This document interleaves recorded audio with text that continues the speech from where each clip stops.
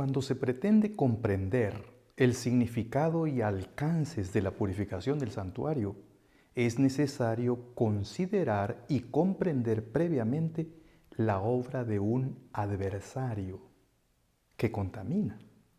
Es obvio, al comprender la contaminación, se entiende mejor la purificación. Y esa obra de contaminación es hecha por un adversario. La Santa Biblia nos da claros y suficientes esbozos para conocer y reconocer la obra del adversario. Hoy repasaremos y comentaremos ciertos párrafos bíblicos que nos presentan a un adversario y a una obra de contaminación. Veamos. En primer lugar, leamos Apocalipsis 12 desde el versículo 7 al 9 y dice así: Hubo una gran batalla en el cielo. Miguel y sus ángeles luchaban contra el dragón, y luchaban el dragón y sus ángeles, pero no prevalecieron, ni se halló ya lugar para ellos en el cielo.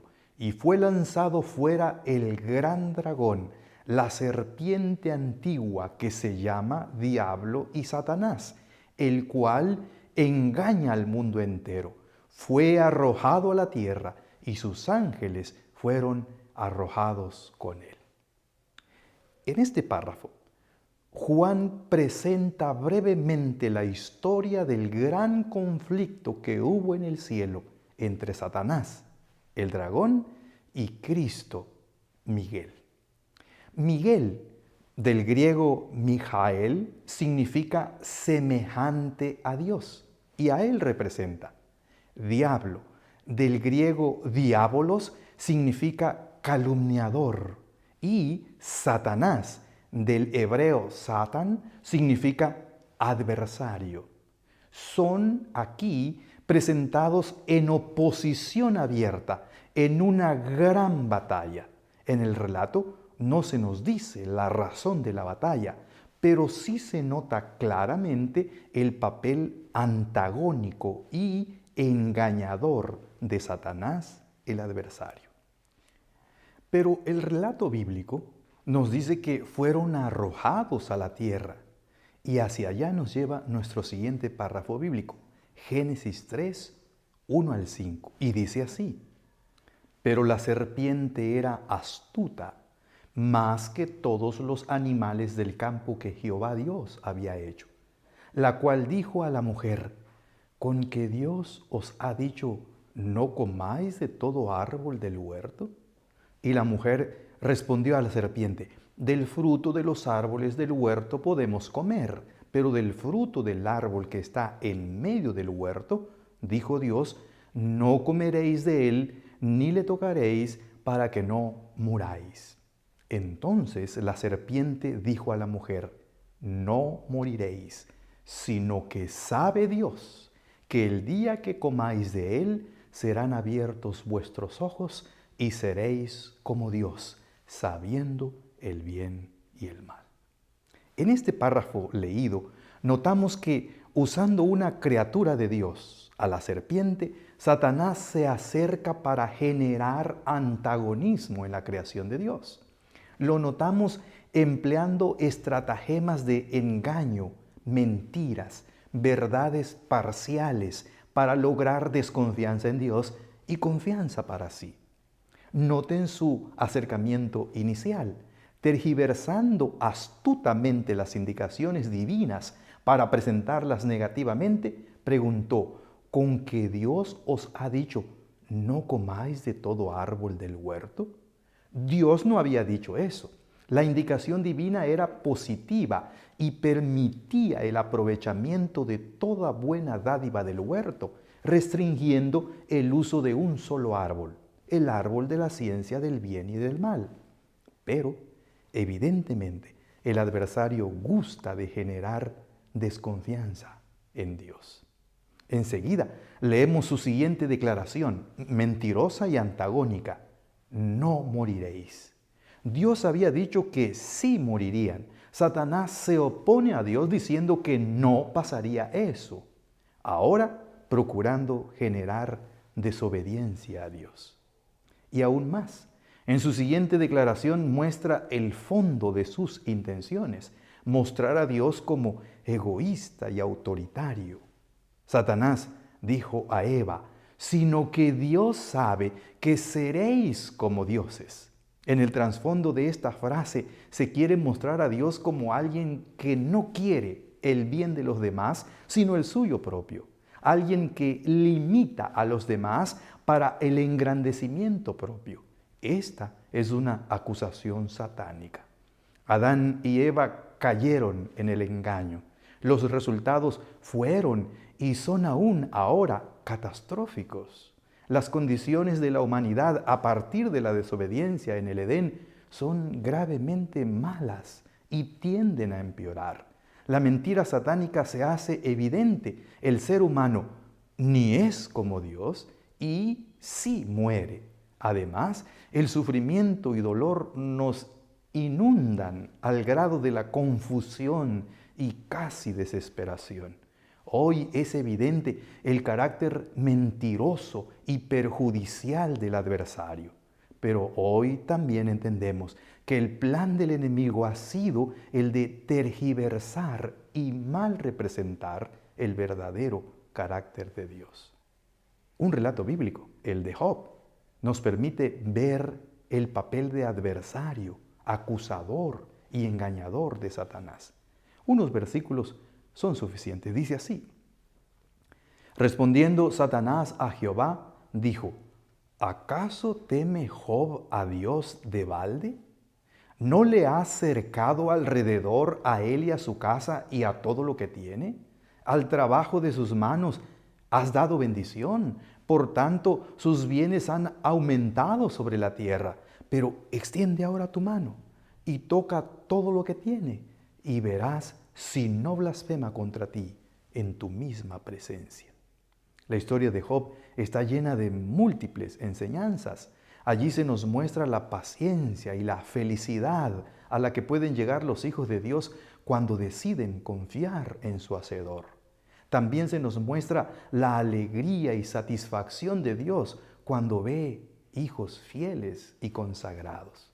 Podemos aprender también en la historia a confiar en que detrás del sufrimiento y dolor hay un plan divino en ejecución y que es de mejores y mayores resultados. Muchas cosas aprendemos allí, pero allí mismo aprendemos de la realidad de un acusador, de un intruso que se complace de hacer sufrir a la creación de Dios, de un adversario que miente, engaña, hace sufrir, destruye. Pero recuerden bien, es un adversario que finalmente no triunfa. Para conocer un poco más del carácter del adversario, leamos un párrafo de Isaías 14, seguido de otro de Ezequiel 28. Ambos párrafos se refieren al mismo personaje. Leamos así. ¿Cómo caíste del cielo, oh lucero, hijo de la mañana? Cortado fuiste por tierra, tú que debilitabas a las naciones, tú que decías en tu corazón, subiré al cielo, en lo alto, junto a las estrellas de Dios levantaré mi trono y en el monte del testimonio me sentaré, a los lados del norte, sobre las alturas de las nubes subiré y seré semejante al Altísimo. El siguiente párrafo dice así: tú eras el sello de la perfección, lleno de sabiduría y acabado de hermosura. Los primores de tus tamboriles y flautas estuvieron preparados para ti en el día de tu creación. Tú, querubín grande, protector, yo te puse en el santo monte de Dios. Allí estuviste, en medio de las piedras de fuego te paseabas. Perfecto eras en todos tus caminos, desde el día que fuiste creado hasta que se halló en ti maldad. A causa de la multitud de tus contrataciones fuiste lleno de iniquidad y pecaste, por lo que yo te eché del monte de Dios y te arrojé de entre las piedras de fuego, oh querubín protector. Se enalteció tu corazón a causa de tu hermosura. corrompiste tu sabiduría a causa de tu esplendor. Notemos bien, a través de especiales figuras de lenguaje se nos describe el carácter y caída de el lucero, hijo de la mañana, del querubín protector. En su corazón anheló, codició y planeó ser Dios. Deseó su propio trono, subir sobre las alturas de las nubes, ser semejante al Altísimo.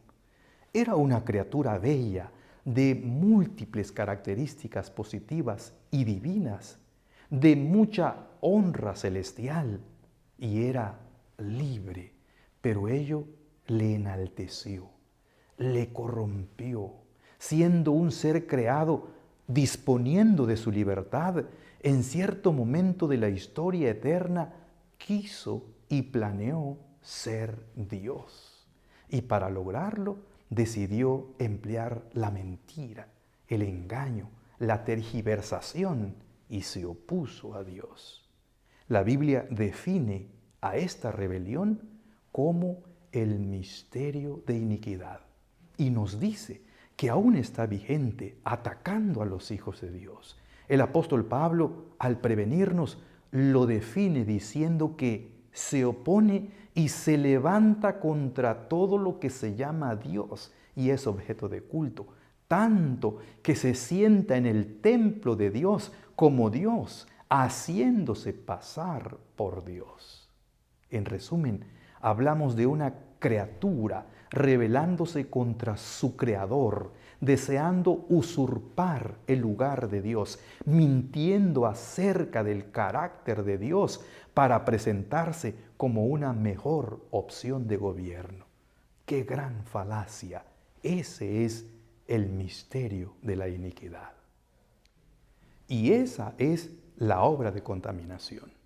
Todas las mentiras sobre Dios que vimos en Génesis 3, las acusaciones contra los hijos de Dios que vimos en Job 1, el sufrimiento, dolor, muerte, resultado de la desobediencia, es lo que contamina la creación perfecta de Dios.